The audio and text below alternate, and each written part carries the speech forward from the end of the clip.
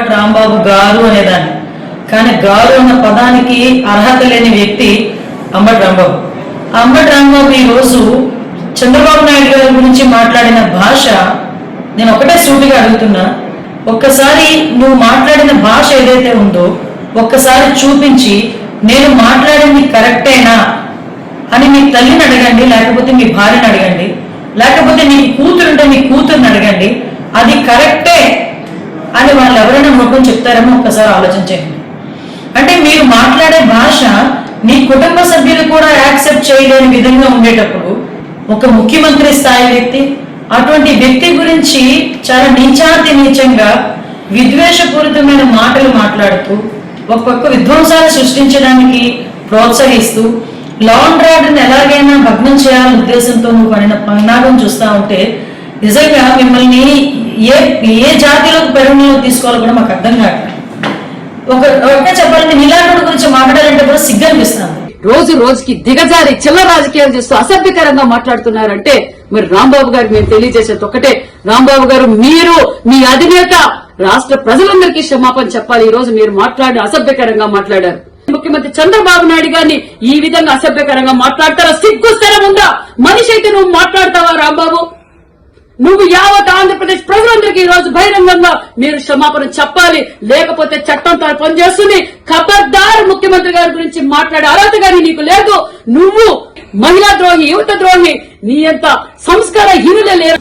అంబటి నువ్వు మనిషివా, పశువా, రాక్షసుడివా? నీ వాక్యులేంటి? అసలు ఏం మాట్లాడుతున్నావు? 4 సార్లు ముఖ్యమంత్రి అయిన ఒక వ్యక్తిని బూతులు మాట్లాడతావా? అంటే మీకు గత 5 సంవత్సరాలు బూతులు మాట్లాడితే చెల్లిందని కూటమి ప్రభుత్వంలో చంద్రబాబు నాయుడు గారు ముఖ్యమంత్రిగా ఉండగా ఆ రాక్షస లాంగ్వేజ్ ఏంటి? నీ భాష ఏంటి?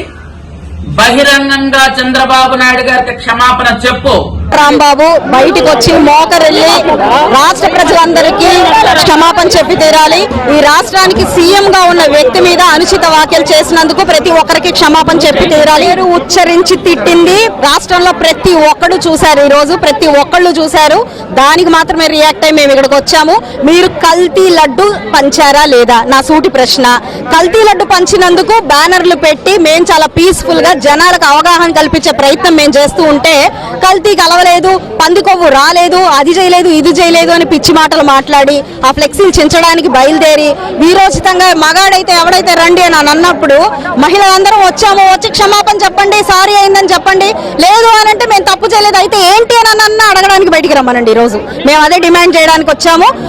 సభ్య సమాజం తలదించుకునే విధంగా ఈ విధంగా ఇటువంటి బూతులు మాట్లాడుతూ ఉన్నారంటే ప్రజలందరూ కూడా అర్థం చేసుకోవాలి. ఈ రోజు కార్యకర్తలందరూ కూడా విపరీతంగా రగిలిపోతా ఉన్నారు. బాబు గారు మీరు గుర్తుపెట్టుకోండి, చట్టం అనేది ఒకటి ఉంటుంది.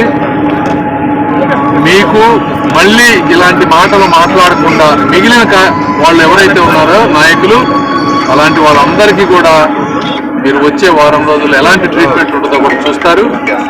ఎప్పుడు కూడా ఇంకొకళ్ళు ఈ విధంగా ధైర్యం చేయడానికి కూడా అవకాశం లేదు. ఎస్ఆర్సీపీ ఈరోజు కొత్త డ్రామాకి నాంది పలికింది. డైవర్ట్ చేద్దామనే ముఖ్య ఉద్దేశంతో ఏ సందర్భం లేకుండా అంబటి నోరు పారేసుకుంటా ఉన్నాడు మాతృమూర్తి మీద కూడా. చంద్రబాబు నాయుడు గారిని నీ ఇష్టం వచ్చినట్టు మాట్లాడతావా? అది నీ బుద్ధున్న సంస్కారహీనుడా, చెత్తనాయాలా? ఏం మాట్లాడతావు? సృహుని మాట్లాడుతున్నావా నువ్వు అని అడుగుతా ఉన్నాను. నీ అధినాయకుడి బుద్ధి ఉంటే మీ అందరికీ బుద్ధి ఉంటుంది. మీకు ఒకటి గమనించట్లే, ఇలాంటి భాష మాట్లాడే మీరు కోల్పోయింది అధికారం మాత్రమే కాదు, ప్రతిపక్ష హోదాను కూడా కోల్పోయారని మీరు గుర్తించట్లే. అంటే మీరు ఫెయిల్, రాజకీయాల్లో మీరు ఫెయిల్.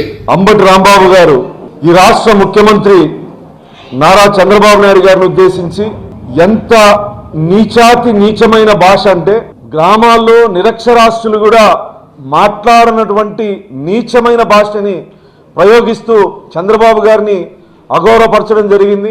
ఇంత నీచంగా మాట్లాడిన వైఎస్ఆర్ కాంగ్రెస్ పార్టీ అధ్యక్షుడు జగన్మోహన్ రెడ్డి గారు ఇప్పుడే కాదు ఎప్పుడు గతంలో మాట్లాడినా కూడా చర్యలు తీసుకోనటువంటి దుర్మార్గమైనటువంటి వ్యవస్థ.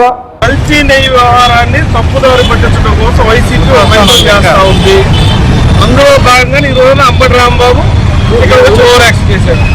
దానికి ఒకటే 9 గంటల వరకు రేపు ఉదయం 9 గంటల వరకు రాంబాబుకి టైం ఇస్తున్నాం.